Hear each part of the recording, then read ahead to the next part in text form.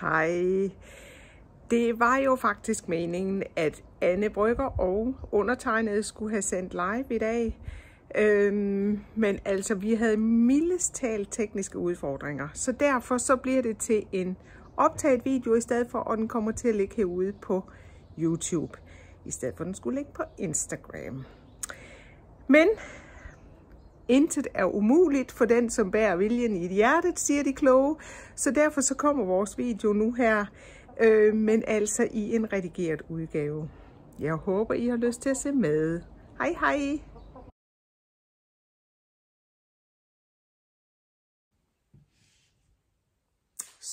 Så håber vi, at det lykkes. Ja. Velkommen til den her udsendelse. Det er ikke uden lidt tekniske udfordringer. Det skulle have været live. Vi skulle have sendt live ude på min Instagram-profil. Men det gik ikke så godt med det. Så derfor så har vi nu valgt at lave en udsendelse, der bliver lagt ud på YouTube. Nogle gange så bliver man overmandet lidt af det der teknik. Ja. Altså, vi ved ikke, hvad der skete. Nej, jeg fik et opkald på telefonen, om det er det, der går ind og laver noget ged. Jeg ved det ikke, og så var der ikke ordentlig netforbindelse, og man bliver lidt træt. Men hvorom alting gælder, så er vi her nu, og det her, det kommer ud og lægge på YouTube. Ja. Og jeg synes lige, vi skal starte med at præsentere os selv, Anne. Ja. Vil du ikke bare starte? Jo, jeg hedder Anne. Og jeg er også bryggerstrik på Instagram, og jeg er også bryggerstrik-strikker på YouTube, hvor jeg snakker lidt om mit strikke og mit garnliv. Og jeg har mødt Karin for en del år siden snart, og arbejdede i Flittelise hos Karin, og det gjorde jeg indtil for 3 år siden. Og vi ses stadigvæk, og det er skønt. Ja, det er så hyggeligt. Det er så hyggeligt. Ja. Og jeg hedder jo Karin. Og det er mig, der er den lykkelige ejer af Flittelise. Nu kun i citationstegn med en fysisk butik. Jeg har lukket butikken ude i Vejers. Så nu er det i Torvgade, vi huserer, og så på webshoppen. Og butikken i Torvgade er jo blevet udvidet til cirka dobbelt størrelse. Ja, det tænker jeg da. Både butiksarealet er udvidet betragteligt, og vi har også fået et frokostrum og et lækkert køkken og mere lagerplads ude bag til. Så det er både kunder og personale, der har fået glæde af den her udvidelse, og det er bare dejligt. Ja. Det er det. Det er sådan en flot butik.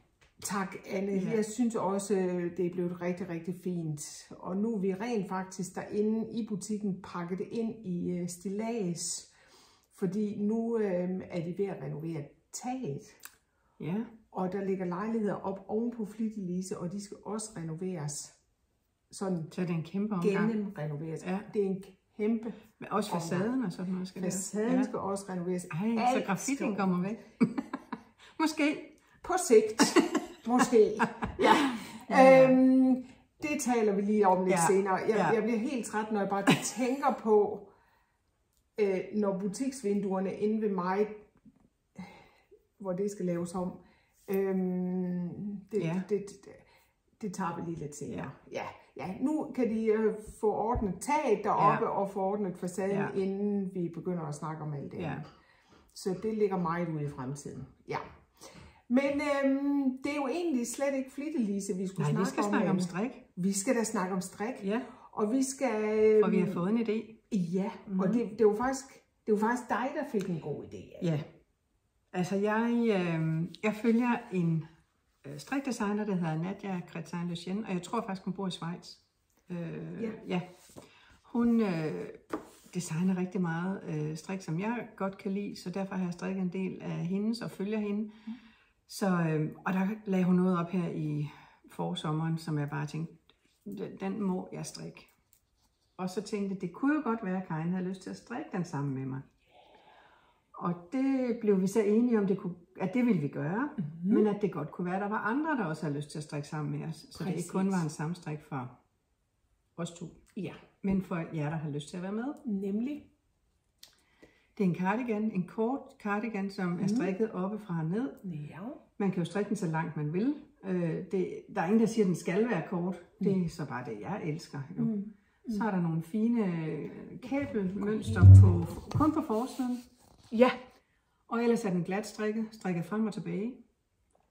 Og ærmerne er strikket rundt, oppefra og ud. Og så er der jo broderet. Og derinde i de der. Er det, der bliver min store udfordring. For jeg har aldrig prøvet at brodere på strik. Nej. Og Karin, hun siger, det er ikke noget problem. Ej, det er det jo. Nej, det bliver sjovt. Ja. Jamen, jeg tror, det bliver sjovt. Det gør det. Så og det har vi sådan set tænkt, at nu vil vi snakke om strik i dag, og så laver vi en udsendelse senere. Det bliver måske ikke live, det bliver måske ligesom det her, hvor vi snakker om broderiet. Så alle kan være med, hvis man har lyst til det. Også selvom man er ligesom mig og ikke har prøvet at brodere på strik og tænker, det bliver noget mærkeligt noget. Ja. Men har man ikke lyst til at brodere, kan man jo også bare lade den være. Altså, den har jo også et fint mønster uden. Bestemt. Det har den. Ja. Helt sikkert, Anne. Så det kan man jo, og der er jo heller ingen, der siger, at man skal brodere i alle felterne. Nej, man kan jo gøre helt, hvad man vil. Fuldstændig. Og at man fuldstændig går helt amok i at brodere, så kan man brodere ud over de felter. Ud over det hele. Man gør fuldstændig, som man vil. Måske skal vi lige nævne, at opskriften er på engelsk. Ja, det er det. Eller fransk. Eller fransk. Vi har så valgt den engelske. Det har vi nemlig. Ja. Og så ved jeg jo, belært af erfaring, at der er nogen, der vil sidde og sige, at hvis det er på engelsk, så hopper jeg fra. Så hopper jeg fra, fordi det kan jeg ikke finde ud af. Jeg kan ikke tale engelsk. Men det behøver man faktisk heller ikke. Det man jo skal lære, det er det engelske strikkesprog, som er væsentligt nemmere at gå til end det talte sprog. Altså vi begynder ikke at lave sprogundervisning i Flittelise. Og det er slet ikke det, man skal. Man skal jo bare have lært, hvad hedder en maske, hvad hedder en række, hvad betyder det, indtagning og udtagning og alle de her forskellige ting. Og så for at hjælpe lidt der har jeg så sat mig og lavet en oversættelse af strikkeudtrykkene. Det er ikke en oversættelse af selve opskriften, fordi det må man ikke bare sådan gøre. Så hvis du har lyst til at være med, men synes, at det er en udfordring med det her engelske sprog, så kan du gå ind og købe opskriften inde på Ravelry, og så kan du sende mig en mail på karinhrkilde@hotmail.com, og så sender jeg den her oversættelse til dig, altså oversættelsen af strikkeudtrykkene. Og så er det jo bare om at gå i krig. Ja, og det jeg vil så sige, det der mønster, der er på forsiden her, det er der også et diagram til. Det kan du selvfølgelig ikke vise jer, fordi vi må ikke give opskriften væk. Nej, men det gør det altså også nemt at gå til, når man har mønstret, eller diagrammet, synes jeg. Ja, og det er jo både, altså man kan sige mønstret her, der ligger her på forstykket, det er jo både beskrevet i det diagram, men det er også beskrevet i tekst, fordi der er jo nogen, der foretrækker at kigge på et diagram, og synes, det er bare pærenemt. Andre, de kan slet ikke overskue et diagram, de vil gerne have det skrevet i tekst. Ja. Begge dele er med i opskriften her. Ja.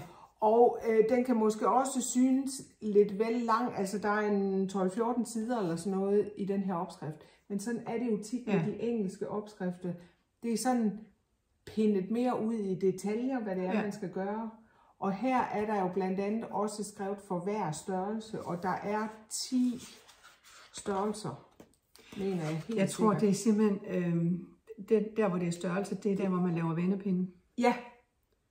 Hvor det er størrelse for størrelse. Derefter så ligger udtagningerne, som de nu gør, og det er så to forskellige slags udtagninger, der kommer ned af i Ravland. Men alle de her beskrivelser, det tager jo ikke også nogen sider i sådan en opskrift, der, hvor det bliver beskrevet. Det er jo simpelthen pind for pind.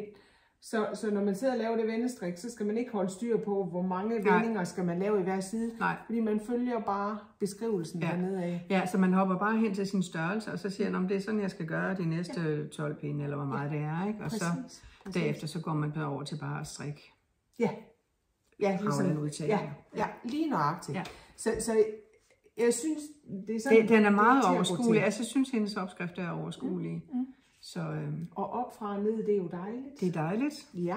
Så især for sådan som mig, der så lige kan prøve den undervejs, fordi jeg har lavet lidt ekstra udfordringer for mig selv. Ja, og Anne, hvad er det for nogle udfordringer, du har lavet? Jamen, udfordringen, den gik ud på, at jeg egentlig fra starten havde bestemt mig for et garn, jeg ville strikke i. Og det er det her fine garn, som er det, der hedder Wool Local.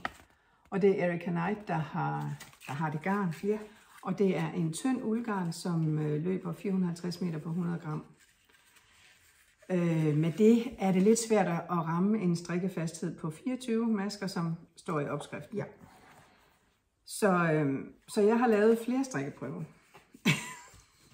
Det er så skønt. Først så lavede jeg en stor strikkeprøve. Jeg synes jo selv, den er meget stor, den her strikkeprøve. Ja, men den er jo ligesom en strikkeprøve, det skal være. Den ser sådan her ud, hvor jeg simpelthen prøvede at strikke mønstret op. Jeg har strikket på pin 3,5, der har jeg strikket sjaler i det her, og det bliver rigtig fint, fordi det skal jo bare være lette og luftige. Til en cardigan, der synes jeg, det måtte godt være lidt fastere. Så prøvede jeg med 3,25, og det er det, den her er strikket på.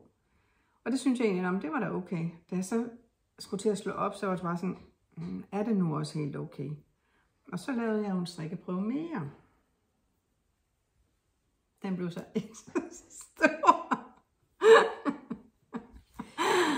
Og jeg synes, at Karin, som er så god til at lave store og fine strikke.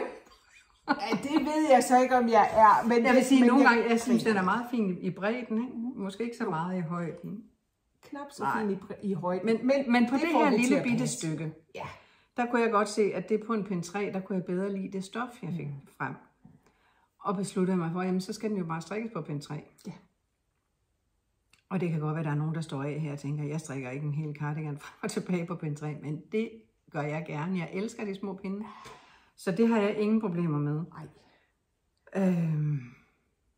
Så er det jo så et eller andet med at sidde og regne lidt ud på, hvis jeg bare fulgte opskriften, så ville jeg jo få en cardigan, som var for lille.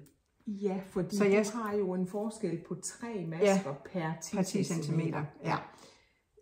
Det er sådan lige overkanten til, at man siger, det ordner sig nok. Det ordner sig nok ikke helt. Ja. Nej. Så jeg har så siddet og regnet ud, hvad for en størrelse skal jeg så bruge i forhold til at få noget, der kan passe mig. Ja. Så jeg er gået op i størrelse, fordi jeg er gået ned i pind. Ja.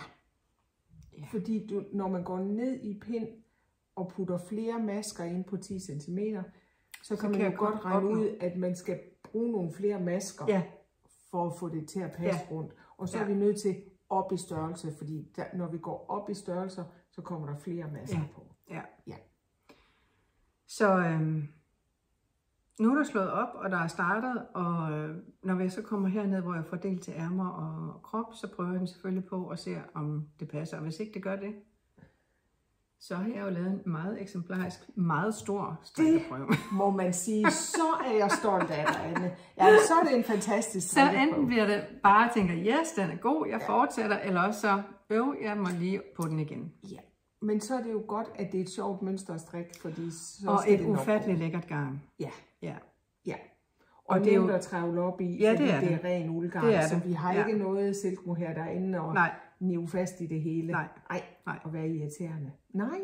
Så det er jo sådan lidt meleret, det her garn, og jeg synes jo, det er meget på opskriften her.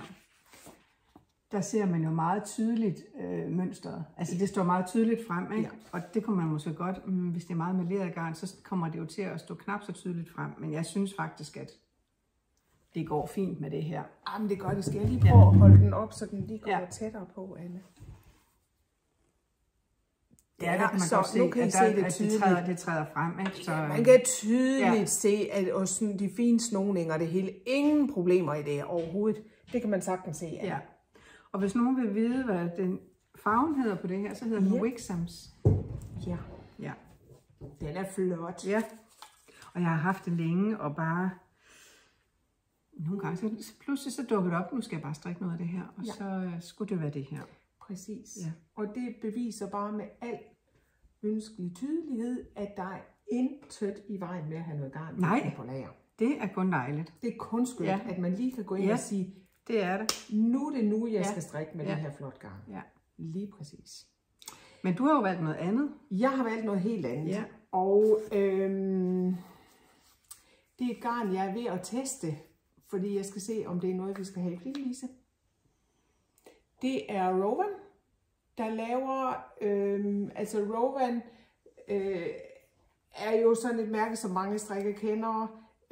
Engelsk uldgarn, lækker kvalitet, ikke helt billigt, kan man vel godt sige. Altså den Rowan Felted Tweed er den suverænt mest kendte kvalitet, de har, og mest populære, som jeg så i øvrigt også har inde i butikken. Men så har Rowan ligesom, de følger jo også med i, hvad der foregår i strikkeverdenen, og så har de ligesom lavet en gren af garner, som er knap så dyre som for eksempel Rowan Felted Tweed og deres Kit Silk Haze, som er deres tynde silk mohair. Så de er oppe i en vis pris.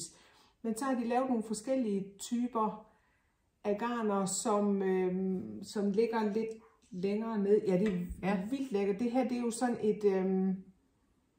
et blågarnsagtigt noget i hvert fald. Det består af 57% alpaka og 43% bomuld. Og er sådan et... er det sådan lidt lodden? Lidt ueftergiveligt? Eller lidt børstet? Ja, det kan man godt sige. Ja. Faktisk temmelig meget. Det løber 120 meter på 25 gram. Altså der er 25 gram i sådan en nøgle her. Så der er jo faktisk stor forskel på løbelængden, ikke? Fordi mit det vil jo være 225 på 50 gram, ikke? Og du har 120. Ja, så 240 på 50 gram. Og det er på 25, det er på 25 gram. Ja, du har 240. Okay, nej, det er stort set det samme. Så det er jo stort set det samme, men det er jo noget helt andet. Fuldstændig anden type garn. Og det tænkte jeg, det kunne jeg godt tænke mig at strikke med det her. For det første, fordi jeg så kunne teste det samtidig med. Og så for det andet, fordi jeg har jo fået en cardigan af dig, Anne. En grå en, som du havde strikket i tyndt uldgarn og især soft fine. Og du kunne ikke rigtig have det, fordi der er alpaka i den der især soft fine. Jeg tager lige det her. Og det var jo så mit held, at Anne ikke så godt kan have det, fordi så kunne jeg overtage den cardigan, og den har nærmest hængt på mig. Ja. Jeg har været så glad for den, og den har lidt, altså det her har jo lidt den samme, bortset fra i den cardigan, jeg så har fra dig, der er jo så en tynd uld med i, og det er der jo så ikke her, så det her, det bliver lidt mere, lidt mere anderledes. Ja. Altså det virker virkelig lækkert. Lidt slattent i det, men det, jeg strikker det sådan, jeg gør mig umage for at strikke det lidt fast det her, og jeg er faktisk sådan ramt. Men tror du, det er bomulden, der gør, at den måske ikke vil trække sig sammen som en uldgarn, vel? Altså den bliver ikke så spændstig i det. Ja, nej, og det alpakafibre er jo heller ikke spændstig i det. Så der er faktisk ikke rigtig noget, der sådan er spændstigt ligesom uld i den her, og jeg strikker det heller ikke ganske jævnt. Hvad strikker du? Hvad pind strikker du på? Jeg strikker på, nu håber jeg, det står på pinden, 3,5. Ja. Og med 24 masker på 10 cm. Ja. Og jeg er jo så kommet så langt som det her. Jeg tror, vi er nogenlunde lige langt. Jeg tror, vi er nogenlunde lige langt. Ja, det ser sådan her ud. Ja, det tror jeg, det er vi. Der var så lige lidt med opslagningen. Anne, altså udøver civil ulydighed her, så det kan batte noget. Men sådan er det jo. Sådan er det, fordi opskriften siger, at man skal slå op med en midlertidig opslagning. Ja. Det har jeg ikke gjort. Jeg har slået op. Jeg har gået ind og set, hvad skal jeg ende med i opskriften, ikke? Fordi så skal man jo til sidst samle masker op. Ja. Så det har jeg jo så... Så du har simpelthen taget kanten fra starten? Jeg har taget kanten fra starten og strikker den på her. Så. Ja. Og det kan man jo godt gøre. Og jeg har lavet det midlertidige opslag, som er med en hæklenål, så jeg har sådan en snut hængende her.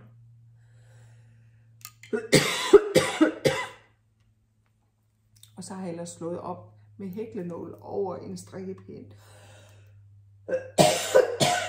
Jeg beklager hosteriet, men det er som det er. Og det er jo så sådan en opslægning, hvor man så bare kan løsne tråden, og så travle op den modsatte vej, så pille masker op, og så strikke halskanten den modsatte vej derefter. Og så er det der jo en fordel ved, fordi har man nu en halskant, hvor man siger, den er da godt nok bred, jamen, og det vil jeg ikke have, jamen så kan man jo ligesom tage lidt ind undervejs. Nemlig. Så, og det er det, jeg synes, der tit er lidt svært at... Jamen det kan godt være. At beregne, hvordan skal det lige være, og hvor tæt vil jeg egentlig have den, når det kommer til stykket. Så jeg synes, det er nemmest at strikke halskanten til sidst. Ja. Og så gør jeg jo bare det. Og der giver jo også, altså den giver faktisk også et hold i det, man så samler op. Ja.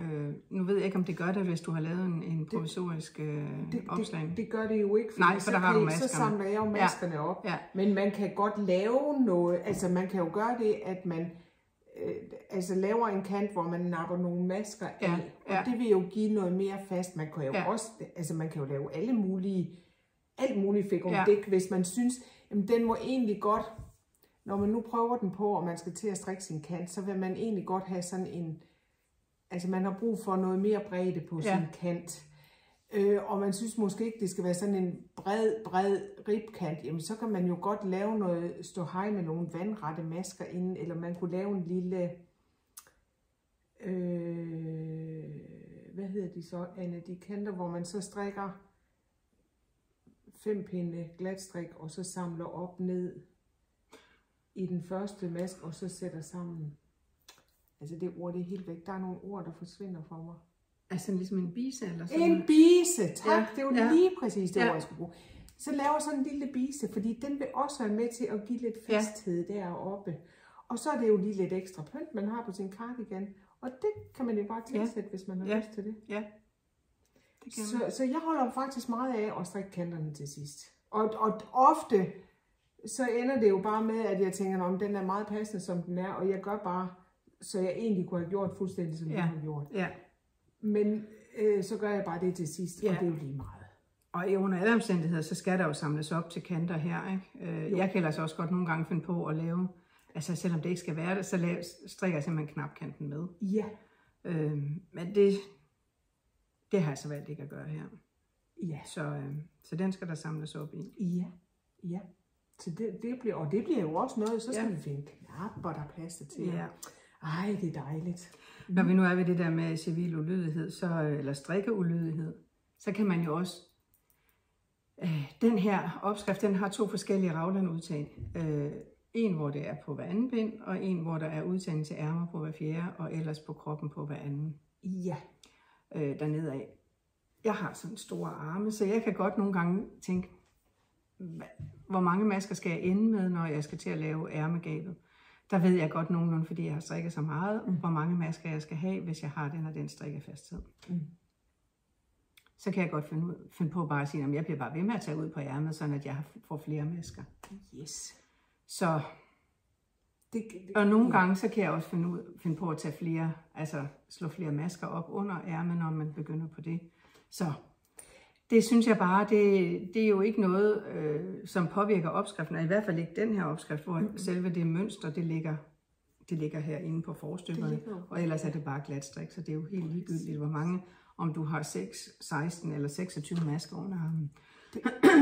Fuldstændig. Ja. Fuldstændig. Så der kan man også, har man også en reguleringsmulighed, når man kommer ned her, hvis man så prøver det på og tænker, at det sidder egentlig meget godt, men jeg kunne måske alligevel godt tænke mig, at der lige kom lidt flere masker på, altså det er jo så både på ærme og på kroppen jo. Ja. Men så samler man bare lidt flere op herind under armen.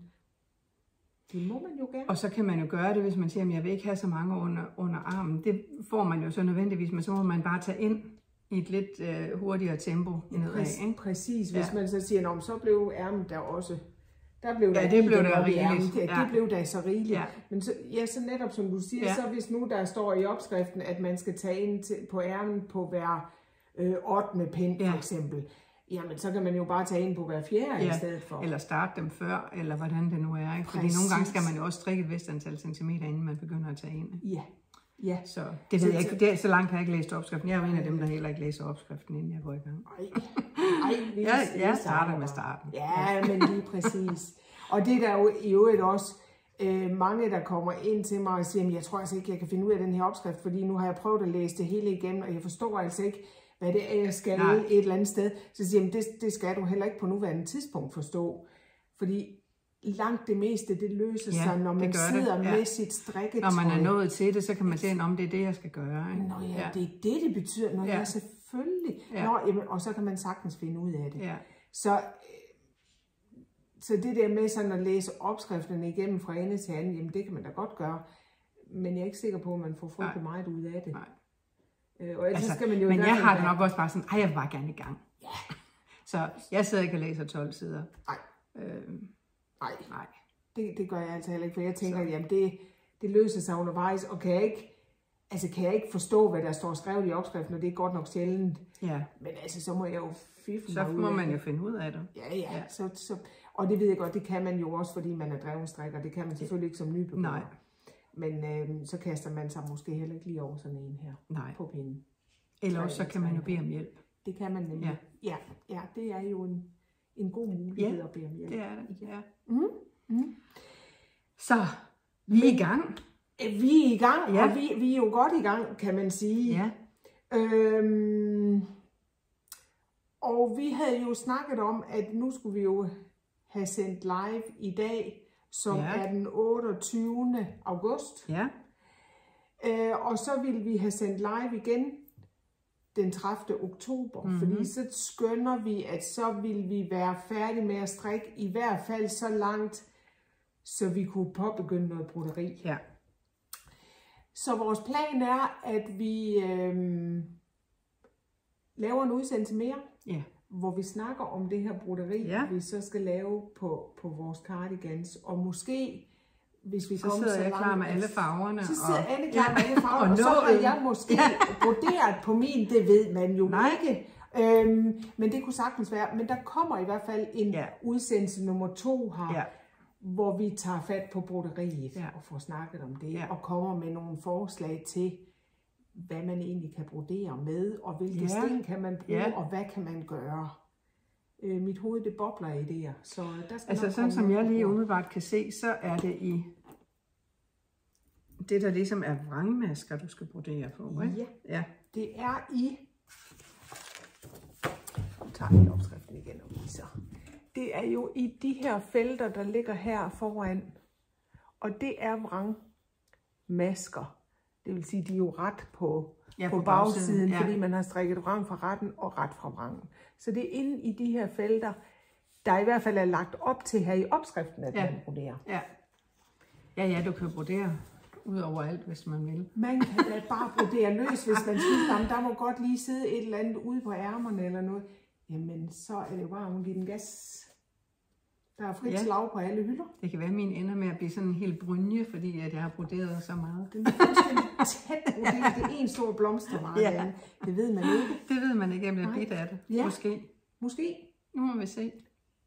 Det tager vi i det tager vi til den tid, og vi skal nok larme lidt om, hvornår man kan finde næste udsendelse. Lige præcis, og jeg skal også nok lave lidt larm inde på min private, det bliver på min private profil, den kører den her, så det bliver lidt mixet sammen det hele her. Men sådan undervejs, når jeg strikker på det her, så skal jeg nok lige lægge billeder op og lige reminder om, at den her udsendelse ligger herude på YouTube, så man lige kan gå ud og se den, og så bare hoppe med ombord, hvis man får lyst til det. Og der er jo et hashtag, hvor man kan lægge sit strik ind og være med til at inspirere andre. Yes. Og det hedder Strik Nadja med A og K. Ja. Og man kan også gå ind i Danske Samstrik, som Charlotte Hårslev bestyrer, og se vores opslag. Ja. Og det løber fra i dag, og så ind til den 28.11. Yes. Så har man måske en meget fin cardigan til jul. Det tænker jeg, at man har. Ja, og ellers så måske hvis ikke man når det, fordi der kan jo komme alt muligt ind fra sidelinjen, og det var jo heller ikke længe, før man skal måske til at tænke på julegaver og sådan noget.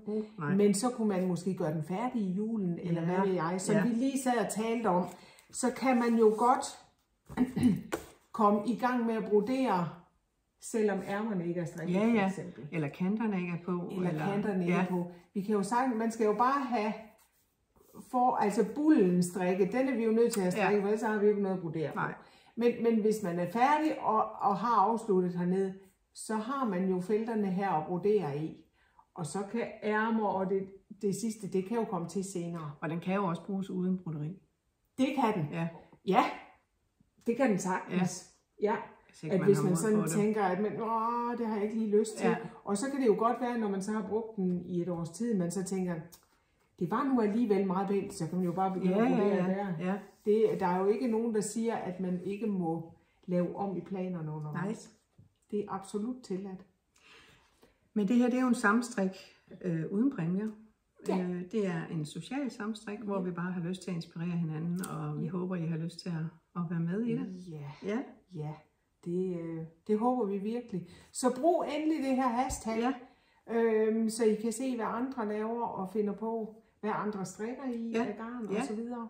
Men altså en strikkefasthed på 24 masker på 10 cm, det er udgangspunktet i den her opskrift. Ja. Og hun har strikket på pind 3, mener jeg. Hun har strikket på pind 3. Ja. Og hvis det afskrækker nogen, så kan man jo sige, at du strikker på pind 3,5. Jeg strikker på pind 3,5. Så for lige at få det her til at passe. Ja. Så det er jo sådan noget med at vælge et garn, hvis man hellere vil strikke på en lidt tykkere pind. Ja. Så.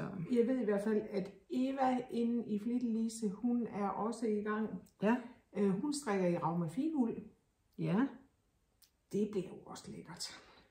Altså det er jo sådan noget, nordmændene, de strikker jo gerne Rauma Finuld på pind 3, fordi de vil jo gerne have det så fast som muligt, så det ikke fryser. Ja. Det tænker jeg, det er udgangspunktet på det, ikke? Ja. Hvor vi andre måske strikker det på en lidt tykkere pind, ikke? Altså, jeg kan da sagtens strikke Rauma Finuld på en pind 3,75 eller 4. Ja. Men det afhængig af, hvad jeg skal have. Ja, og det kommer an på, fordi jeg tror nok, Eva, hun synes måske også, det var blevet lidt fast i det sådan. Men så bliver den jo lidt mere sådan jakkeagtig. Ja, det gør det. Og det er der jo sandelig ikke noget i vejen med. Det synes jeg også er fint. Men du har fuldstændig ret i, altså nordmændene, de strikker fast. Jeg kan huske, når vi har været på nogle Sandnes-messer og har mærket på nogle af deres kofter. Jamen jøsses, da de kunne nærmest stå selv, hvor vi sådan har snakket om, det er godt nok til den faste side. Ja. Men omvendt, hvis man skal bruge det som et stykke overtøj. Altså man tænker nok, at de er vant til at have det. De har det koldere, end vi har, ikke også? Præcis. Så de skal have noget, der luner mere, hvor vinden ikke lige står ind igennem. Ja, netop når de skal ud og vandre i feltet. Altså så er det nok meget rart at have en brynjeagtig kvalitet på. Men smag og behag er forskellige. Det er det. Heldigvis for det. Ja. Men Anne, jeg tænker, vi har været omkring det vigtigste her. Ja. Så nu er samstrikken skudt i gang. Ja, strik med. Strik endelig med, hvis I har tid og lyst og lejlighed, så skal I være så velkomne. Så dejligt. Ja, tak for nu. Vi ses. Ses, ja. Hej, hej. Hej.